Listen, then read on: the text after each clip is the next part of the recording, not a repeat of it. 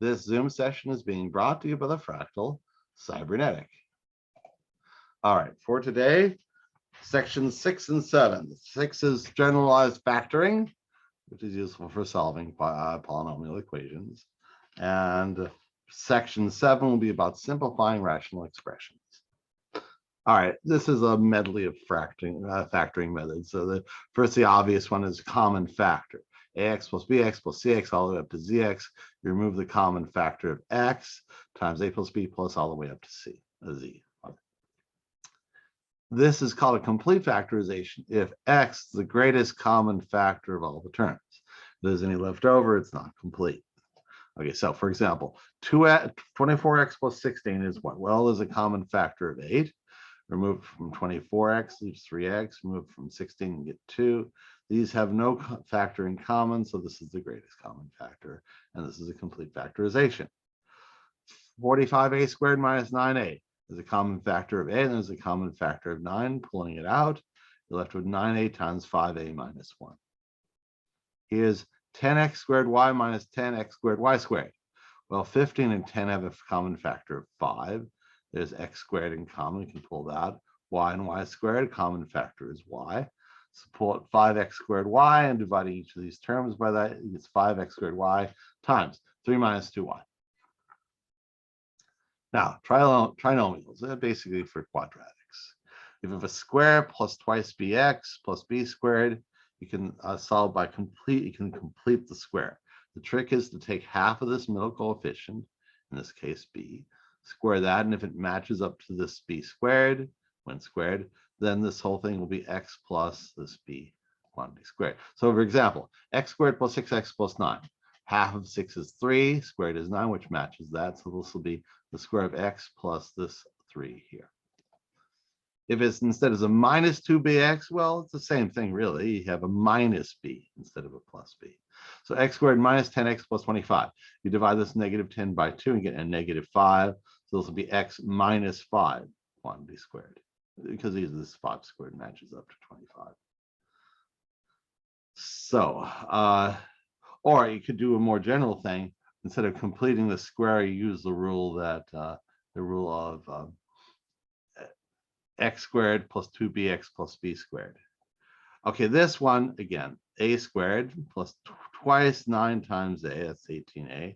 81 is 9 squared, so this is square plus twice product plus square, and this will be the square of 8 plus 9. Here's a little more complicated on the 4 in front of the y squared.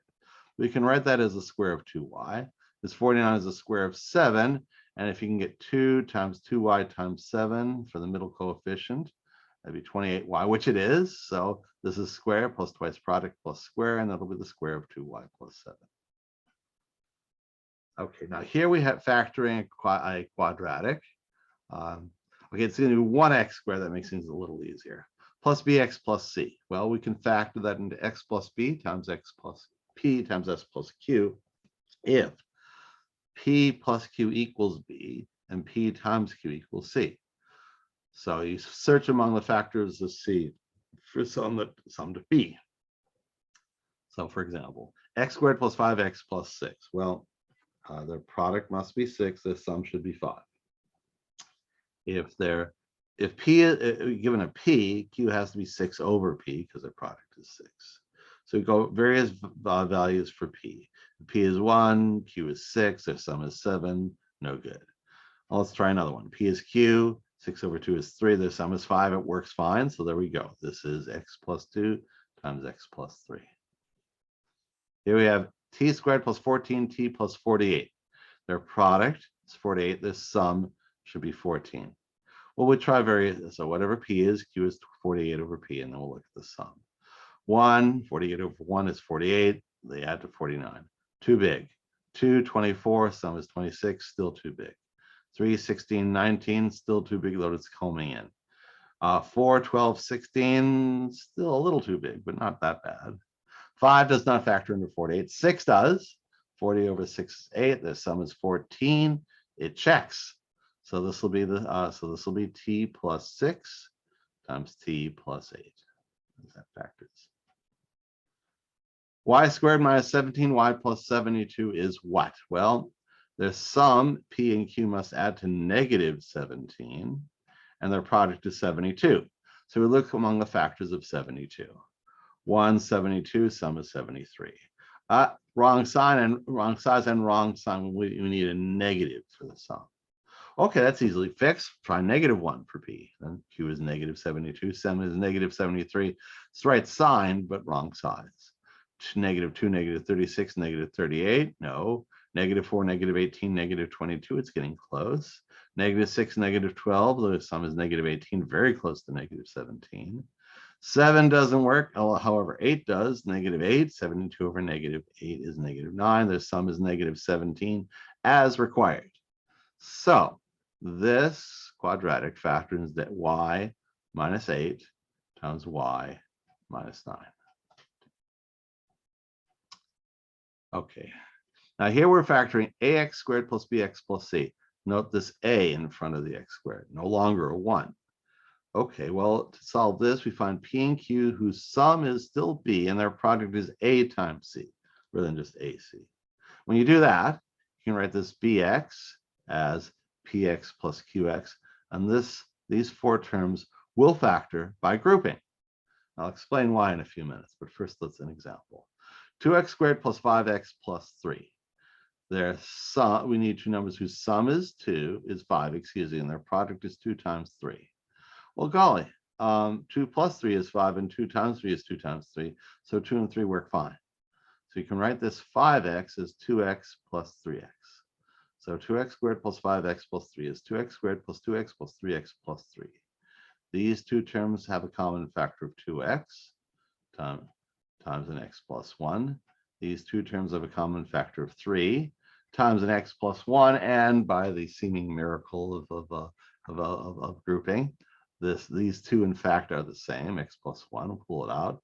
X plus 1 times 2x plus 3, and there you go. Now, all right, the fact that these terms here were the same is almost a coincidence. Actually, it always happens, and here's why. Yeah. If we have P plus Q equals B and PQ equals AC, then transposing, you get the Q equals AC over P. All right, so we write ax squared plus bx plus c. We can write b as p plus q, so you get ax squared plus bx plus qx plus c. We break it into 4 terms. Now we know this q is equal to ac over p, so we put that there. Ax squared plus px plus ac over px plus c. Now, here's a slight tricky point. I'll write the c as cp over p. That way, these 2 terms have a common factor of c over p.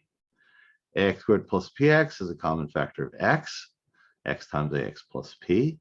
These 2 have a common factor of c over p times, well, what do you know, c ax plus p. These are in common, we pull them out, left with ax plus p times x plus c over p. So it can be factored in general that way. Now, here we have factoring difference of squares, difference of cubes, and sum of cubes. We can factor as difference of squares as a difference times a sum, x minus y times x plus y. And I can prove that by multiplying it out. You get an x squared term minus yx plus xy minus y squared. The minus x plus xy are the same, they cancel, and we're left with x squared minus y squared.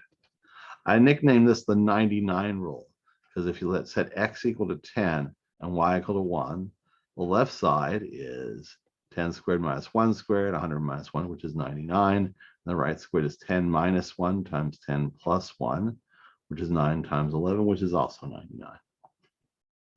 Here we have a similar rule, a difference of cubes. Very similar. It equals, like here we have a difference, x minus y. Here's a little complicated.